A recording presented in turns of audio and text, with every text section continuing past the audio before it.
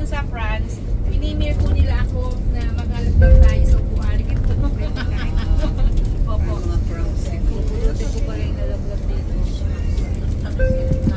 Sa bus po natin, yung mga pinagkainan po natin, ilagay, ligpitin po natin, wag po tayo mag-iwan ng basura po dito sa mga upuan. Kasi ginigrade din po nila kasi yung mga nire-rate din po nila yung mga sumasakay. Like